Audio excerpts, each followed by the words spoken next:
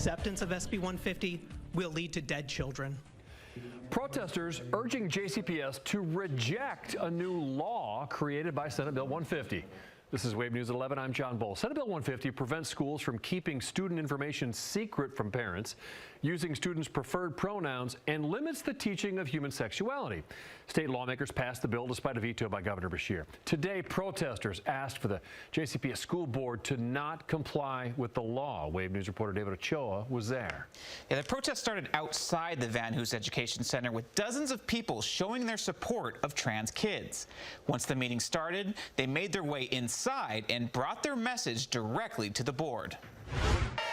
Chants, united we can, divided we fall, we will not comply. Dances, and speeches from experienced activists.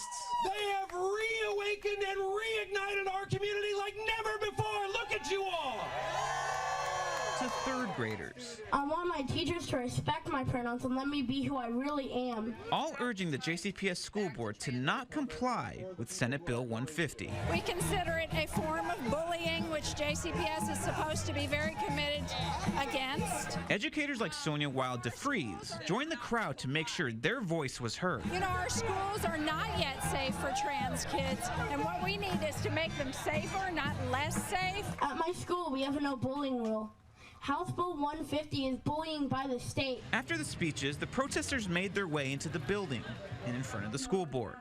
They asked the board to not comply with the bill. If you want to protect children and their lives, do not comply with SB 150. Please defend trans youth. The board must do whatever it can within the law and beyond to protect these kids and their right to organize, as we've seen them courageously do.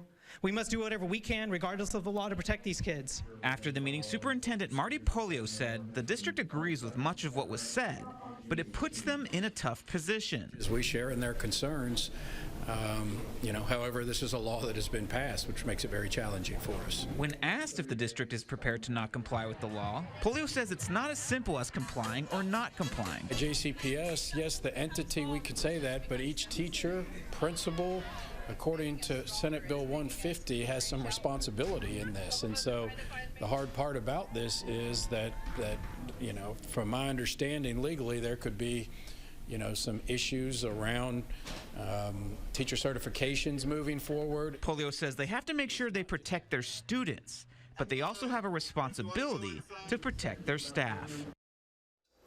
Polio says they've been given very little guidance about how everything is going to work. He says they're concerned about following the law, as well as the federal laws that, quote, run up against it. David Ochoa, Wave News.